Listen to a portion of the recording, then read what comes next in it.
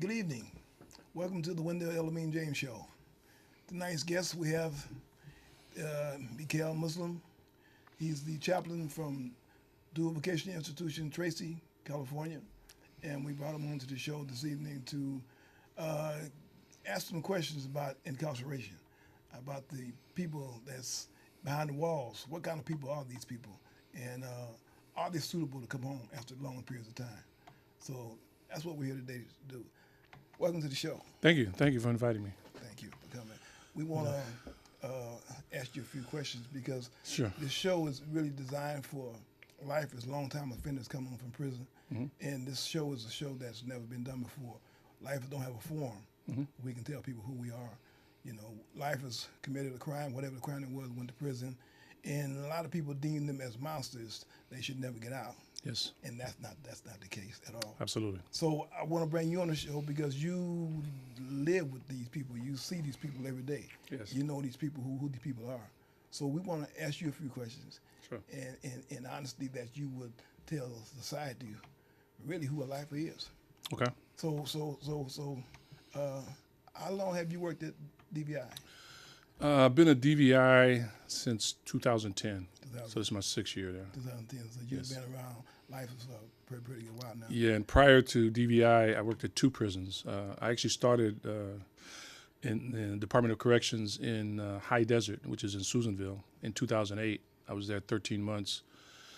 And then I transferred to Old Folsom in Folsom, California, and I was there for 12 months. And then I transferred. This is the 3rd prison I worked at, DVI. You was at some pretty tough prisons. Yeah, I started at the maximum security prison, level 4, in High Desert. I think the depressing, for me anyway, the depressing thing about being up there was that 55% of the population up there is doing life. And there's a lot of youngsters that are doing life.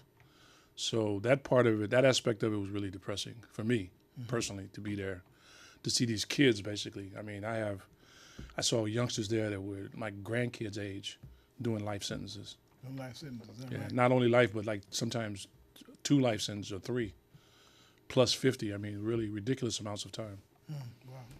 Stuck in the system. No way out, actually. Yeah. You know. But you working in DVI, you work around a crowd of people, a lot of different people. You work with protective custody, PCs. Yes. You work with mainline inmates. Give us a little insight on lifer prisoners. The lifers. Well, let me back up just for a sec. I was part of actually a program that you started, which was the Multicultural Motivational Group. I was a volunteer of that program prior to becoming a chaplain there. So that was my initial involvement with DVI as a brown card holder. And I started coming in 2006, somewhere in there. And I used to come in every month. And I was really impressed by that program because I had never seen in a correctional setting a program where the races would come together, where you would have blacks and whites and Latinos. I mean, that impressed me because usually prison is so racially divided. Yeah, let me interrupt for just Sure. for a minute. You said you was you came to the program that I started. Yes. Let me say that this man here we're talking to now, I used to work for him in prison. You know, he was my supervisor. He was my boss in prison. He was the imam. I was the interfaith chaplain clerk for the prison of DVI. The best clerk in CDCR, actually. We stand the best clerk in CDCR. You know, but I worked for the imam here for a number of years, and we came real close in Yes. prison. Yes. And so he can tell you a little bit about me in the program that I started, the Multicultural Motivational Development Group, which is still running in DVI to this day in Old Folsom. So he can give you a little insight on that. Well, I think the main thing that I've observed, because I think I tell the guys this all the time, I think you learn more from people from watching them than what they say, observing their actions. Because people say a lot of things. Talk is cheap, as they say. It is. What's really important is what do people do? So what I've observed since I've been working in the prisons is that the people who have the greatest chances of success outside of prison are the people who start to make the transformation while they're in prison. They don't wait until they get out. They start to change while they're in prison. I saw that with you. Matter of fact, I was talking to a correctional officer that we both know, Richards. And Richards said to me that, I never had any doubts about James. I knew he was going to be successful. He said the only thing that would ever cause him to fail would be the temptation of the Satan. Mm-hmm. And I said, I think he's conquered that too.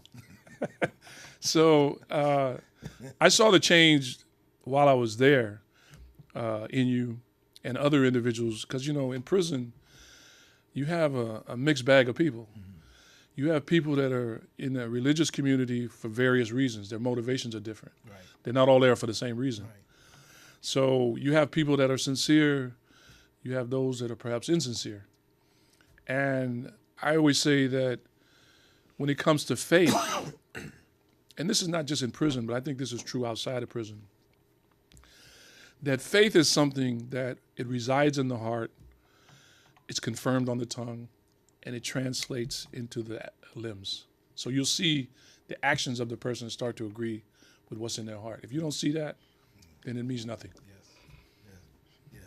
Well, we asked a lot of different people to come onto this program because, like I say, we've been stereotyped. Mm-hmm. Life has been stereotyped. And a lot of lifers come home and they come right out into society and they start doing good things. We have a less than 1% of lifers that go back to prison.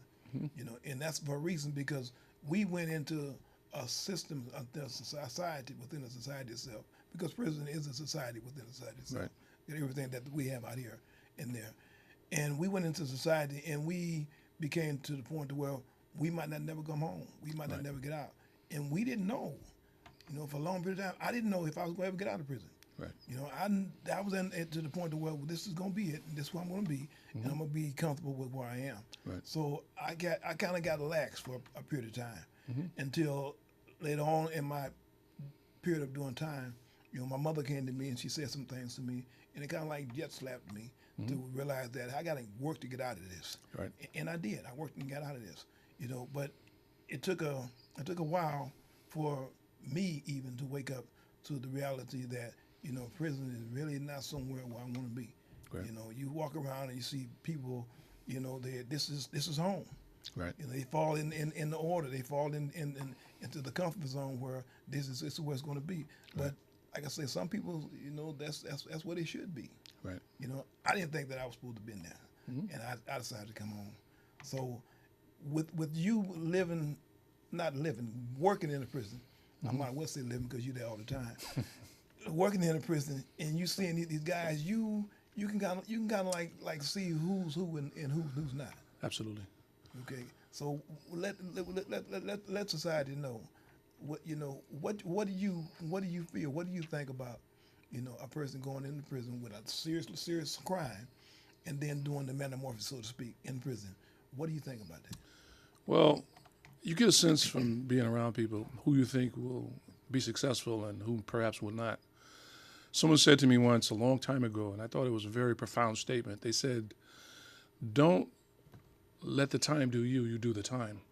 And what they meant by that was that you have to make it count and be productive. And I think one of the things that really got me involved in prison in the first place and going in as a volunteer was I saw a tape of Malcolm X, Malik Al-Haj Shabazz, who I had a tremendous amount of respect for. Matter of fact, he was instrumental, probably the key figure in me becoming Muslim. It led me to the path of Islam. And he was speaking at a church, and there was a reporter there who was criticizing him for having once been a prisoner and been incarcerated, an ex-con. And so he said, who are you to be the moral voice or the moral authority to say what's right and what's wrong? You see it since you yourself have been in prison. You're an ex-prisoner, ex-convict. So Malcolm, being the sharp individual that he was, he keyed on that statement. He said, that's right. I'm an ex-prisoner, ex-con, ex-dope dealer, ex, and he went down this list of all the things he used to be. And he put emphasis on the word ex. And he said that, and this was the most, I think, the statement that really got me involved with volunteering in the prison. He said, "There's no shame in having once been a prisoner or a convict. The only shame is in remaining a convict." So we did a program at the prison. Sheikh Hamza Yusuf, who's one of our scholars in the Bay Area, came. And the theme of it was actually preserving the legacy of Malcolm X, because Malcolm had contributed so much to the life of America and Islam. And I said at that conference that I was thinking about it on the way to the conference. I said, you know how it is when you divorce someone, and somebody will ask you about your ex. They'll say, you know, how's so and so? How's she doing? And because you're no longer together, Right. you put emphasis on the fact that your we ex. ain't together no more. Right. That's my ex, and I want to be clear, we're not together. Right. So I told the guys at the conference that that's how you should look at incarceration. Right. Treat it as an ex-wife. You're not together no more. You got nothing to do with her no more. Right. Exactly. Move on to something more positive. Exactly. And, you know, there's a lot of good things that I see among some of the guys that are there. The guys who really are serious about change.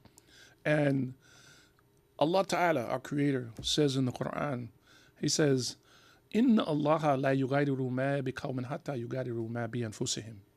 And the translation from Arabic to English of that is, God says in the Quran that He will never change the condition of someone till they change what's in their soul first. So you have to make the first step for change. And the thing about change, as we've talked about before in the prison, change is one of those intangible things. You can't look at it, you can't measure it, you can't tell if somebody wants to change, because a lot of people say they want to change. Right. But I think the reason they don't is because it requires a lot of work. Right.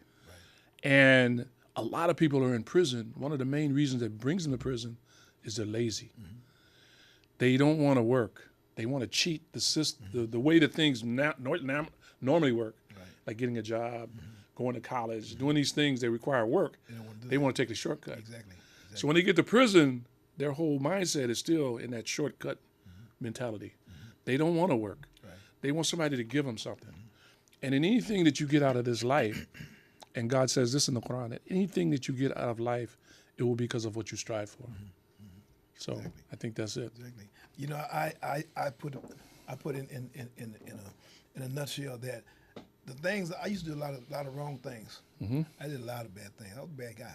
You know, but I say God don't make mistakes. Allah don't make mistakes. Right. He put you in the right place at the right time where you're supposed to be. Right. I was in the prison. I did 27 years, 9 months in prison, and I went in for prison, and I didn't fuss too much. You know, I didn't rattle the fence too much. I did my little dirt before I first came in, but I immediately straightened up because I knew that sooner or later I was gonna come home. Right. I know sooner or later I was gonna come home, and when I came home, I couldn't be the same person I was going into prison. Right. So me doing the metamorphosis, so to speak, I did the change because when I come home, see, I got a family that I'm coming home to that most of them I don't even know. Right. I got nieces and relatives that I've just met in the past 6 months. So I got a lot of nephews now that's coming to me, asking me for a conversation. I had a nephew come to me a couple weeks ago. Uncle, when do I need to talk to you? Well, I need to talk. This is something serious. And I felt good about that. Right, because he know that I lived that lifestyle, been there, done that. Right. But I ain't doing it no more. Right. So he can come to me and tell me everything that he's into in detail. Don't leave nothing out, and we can kind of resolve it. We can kind of nip that in the butt, and then you can go on and live your life the way it should be lived. Right. So for me, this is a good feeling for me to come home and have my nephews and my nieces come to me and say, hey, I need to talk to you about something. I got a problem. That's a good feeling. Yeah. And that's what I do today. So I use the word X, and I use it strongly because what I did is X. I did it one time. I did it. I'm no longer a lifer. I'm an ex-lifer. Right. I'm no longer a thug. I'm no longer a pimp. I'm no longer a dope dealer. I don't do none of that no more. I'm an ex. Right. All of that. So what I do today, I'm a servant. Yeah. I'll be the servant for the rest of my life because this is something that I was given a duty in life, and I believe that everybody has a purpose. But it's your duty, your job to find out what your purpose is. I found out what my purpose is. My purpose is to be of service. To a human. I don't care what color you are, where you come from, what hat size you wear, what size boots you wear. I don't care nothing about none of that. You bleed red, I got to be of service to you. Right. And that's what we have to do today. Absolutely. You know, so we asked you to come on because we want to know, you know, your feeling about you know, people coming back to society, back to the world. Well, the first thing you got to look at, you're talking about corrections, is how the criminal justice system in America has been politicized. Mm-hmm. It's been politicized to the point where it's no longer about punishment, crime and punishment. It's more about politics. So CDCR, they put, at one point it was CDC, and they put the R to emphasize rehabilitation. But the only really rehabilitation that takes place are those who take it upon themselves to rehabilitate themselves, because there isn't a lot of rehabilitation in prison. You have to decide that you want to change, that you've had enough of this and you want to do something different. So it really requires a lot of initiative on the part of the prisoner, the inmate. And I told somebody, which seems kind of strange to say, but I think it's true. I met some of the best people that I've ever encountered in prison. I met some really good people in prison. You told me that a number of times. Yeah, I met a guy. I mean, I still think about this guy. I say a prayer for him all the time. I met this guy at High Desert, and he was a gangbanger, a leader actually of the Crips out of Los Angeles. And he decided at one point that he wanted to change his life, and he became Muslim. And he used to do the classes sometimes. And he made a statement one time. He said, if you're like me, if you're a Crip, he said, I used to think that one day I'm gonna leave this. He said, if you're already thinking like that, you've already made the steps. You just haven't made the physical step, but the mental step you've made. Right. So he said, at some point you're gonna make that physical step and you're gonna leave it. And this guy, I was amazed by this guy because he taught himself how to read, write Arabic, and he had no teacher. I mean, he could have a conversation in Arabic. He taught himself another language, and I was just like, how do you do that? Wow. Amazing. And he said he had a book, it's called the Medina Series, that's designed to teach, it's a college course from Medina University in Saudi Arabia that teaches Americans how to speak Arabic. And he had the 3-volume set, and he was in a cell. They had a 2-year lockdown up there. So he was in a cell for 2 years. He Taught himself how to read, write, and speak Arabic fluently. Wow. And I asked him, I said, well, how did you do that? I mean, usually to learn a language, you got to speak to somebody. And he said, I used to write out cards and have conversations with myself. And I would ask the question and answer him. And so he developed this skill to speak the language. I ran across a guy who, also at High Desert, his nickname was, everybody called him Evil. I don't know what he did to earn that nickname. Evil, that was his name up there. And when I met him, he was in the hole. He was actually not even in the hole. He was in the hole within a hole. They had a place up there called Z-Dorm. And Z-Dorm was where they sent you when you got kicked out of the hole. It was like the worst place in the prison. This place was like it had the strangest aura or vibe when you went in there. You went there when you got kicked out of the hole? When you got kicked out of the hole, they sent you to Z. It was a concrete bunker. They had no light. The cells were concrete. They had those dog cages, the kennels, I call them, like dog kennels for people to go outside. Mm-hmm. And whenever you went there, the officer had to escort you. They wouldn't let you walk in there by yourself. Wow. So I was in the law library waiting for this guy to come see me, and he was in a cage, I guess doing legal work. So he asked me, who are you? I said, I'm the Muslim chaplain. He said, you got anything to read? I said, yeah. So I gave him a pamphlet about Islam, some literature I had. So he started writing me. He asked me for a Quran. So I brought him a Quran. And then he came, he said, I want to talk to you. So I went to see him. And he said, I want to become Muslim. He said, I've been thinking about my life. He said, and I realized something about my life. He said, I got a son out there that's, I don't know, he was 3 or 4 at the time. Mm-hmm. He said, I've been thinking about this whole gang thing that I've been involved in. He said, it's only got me 2 things, a reputation and these bars. Wow. And he said, I think I deserve more out of life than that. Yeah. That's what he told me. Yeah. He said, and I want to turn my life around. So he became a Muslim. One of the guys who knew him was actually shocked. He says, I never believed. I don't know how bad this guy was, but he said, I never believed that guy would ever do anything good. You never thought evil would do anything. Never thought evil would do anything good. He became one of the best guys on that yard. Really good guy. One of my strongest supporters in that community, actually. So yeah, I've seen a tremendous amount of change, miraculous change from some of these guys. You think of people and you say, like you mentioned earlier, society tends to just kind of Right. put these people in the waste bin, Right. like they're throwaways. Right. But the one thing that prisoners have that I always tell these guys that I envy is you guys got time. A lot of us don't have that. They don't have When we're outside here, and you know that from being out here, when you get out in the world, not enough time. you got a lot of things you got to figure out how to put food on the table. Exactly. You got all these responsibilities Right. that come from being out. When you're inside, your responsibility met. They Exactly. feeding you, they housing you. All you have to really do is cultivate your mind and think and try to change. You get a chance to work on you, Right. Exactly. which I think a lot of people out here don't. So that's the part I envy in these guys, that you see guys that are willing to really take that challenge, and really start working on themselves. And I think that's why you see the remarkable change in some of these guys. Yeah. I tell people today, that while I was in prison, I used to always think about what I wanted to do. Because you sit in your cell sometime and you think about the beach. Yeah. Am I ever gonna see the beach again? Am I ever gonna see the zoo? Dogs, Right. real grass, because you don't see real grass in prison. You see it from a distance. Right. But I used to sit in prison thinking about what I would do if I ever got out of prison. Without doing the first thing I wanted to do. I like food. I like to eat. Yeah. You mentioned that. Yeah, and one thing is I love to cook. Right. I cook every day. Right. At home, I cook fresh food every day. Right. And I got to the point to where I got people ask me for my recipes. My niece called me last night and asked me, that fruit cocktail that you made, that fruit salad, what did you do to it? Right. I made one last night. It didn't come out like that. I said, is that right? So I had to give my recipe over the telephone. Right. And that's a good thing. I mean, that's a good thing that I do. But Sure. but I'm like this here. If you want something bad enough, Right. if you can think it, you can make it a reality. Yes. Right? If you can dream it, you can make it happen. Right? Everything that I've thought about, everything that I dream, I'm making it a reality. Because you only live once. Right? The last life that you live, you got so many inhales and so many exhales.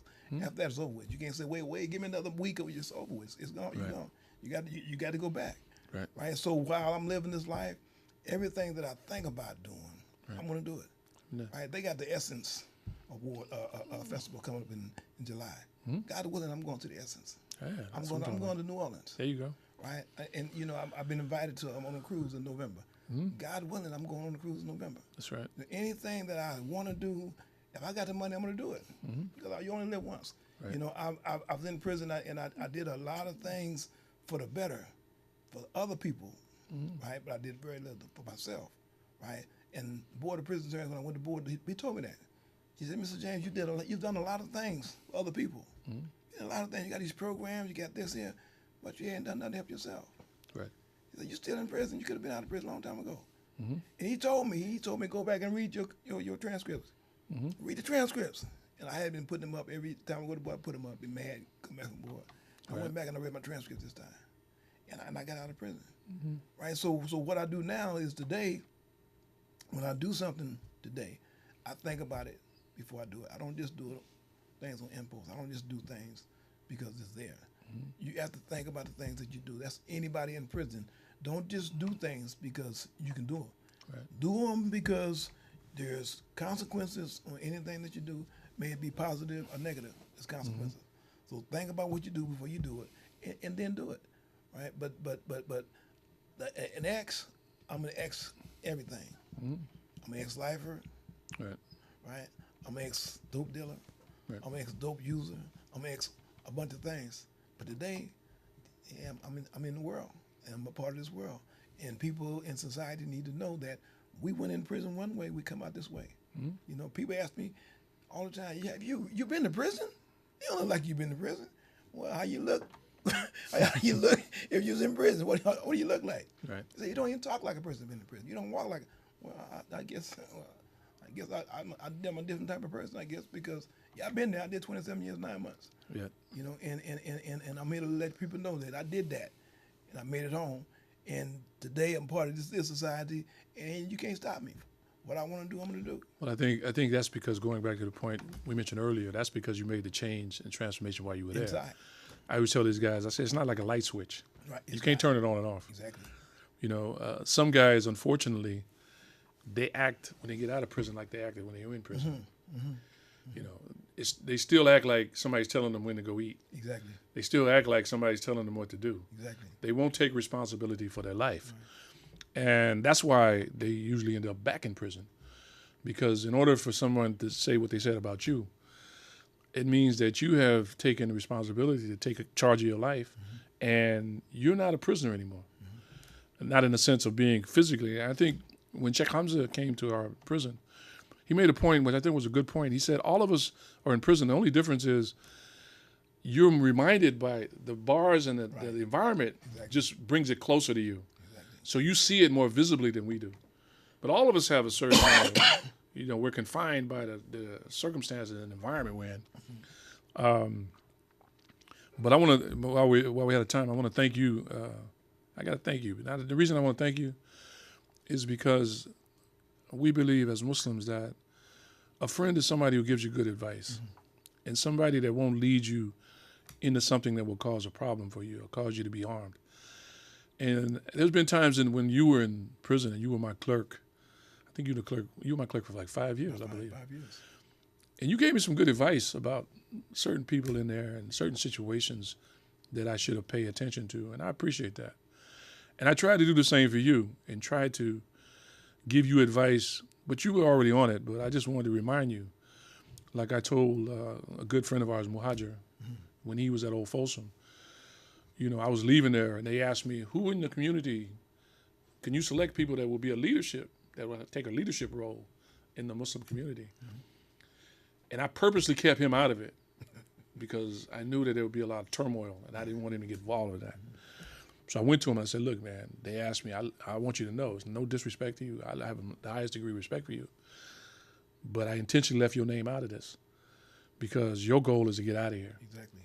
And if you get caught up with all the politics and You won't be getting out. the stuff that these guys are into, You won't be getting you know, this group trying to, you know, dominate this group and all this power play that goes on, I said, it's going to impact your goal. So I don't want that to happen. So I thank you for that. And the other thing I want to ask you while we're talking, have you started dreaming yet? Yeah, I have. Good. I have. We need to talk about that. Yeah. You know, when the Imam asked me years ago, as a matter of fact, a lady, Amy, we were talking one day, and I said, I don't dream. Right. And at that time, I hadn't dreamed in years. You know, I didn't dream in prison because there wasn't nothing to dream about. There was no dreams in prison. You had the wet concrete, and you know, it was miserable. So I had no reason to dream, right? But since I've been on, I've dreamed. Good. Yeah, I have some good dreams too. Good. Yes, yeah. So yeah, life is good. Well, you know, Sheikh Hamza, when he was there at the prison, he talked about a guy who he was incarcerated. He was a prisoner. I can't remember where exactly he was, but he mentioned that he went to, he was in wherever they had him. He said, I went to Morocco last night. You know. Yeah. He said, what do you mean? Man, you in a cell? He said, remember that. no. I tell you, I was on the beach. You know, he had all of he could tell you in detail what he saw, you know. Yeah, I could smell, I had the smells, you know. Everything was very clear to him. But his mind allowed him to go outside of the prison. Right, exactly. And when you told me you didn't dream, I was like, man, how sad is that? That a person, this environment is so oppressive that it takes away your dreams. Exactly. It takes You away, know? it takes them away. It takes them completely away. Right. But like I said, I today I dream. I have memories. Life is good. Life is good. Every day I wake up every day with a spirit. I'm fired up because you know in the period of a night, see, we almost go to death. We almost go to death, but Allah allows us to come back in the morning. It's like, Allah, thank you.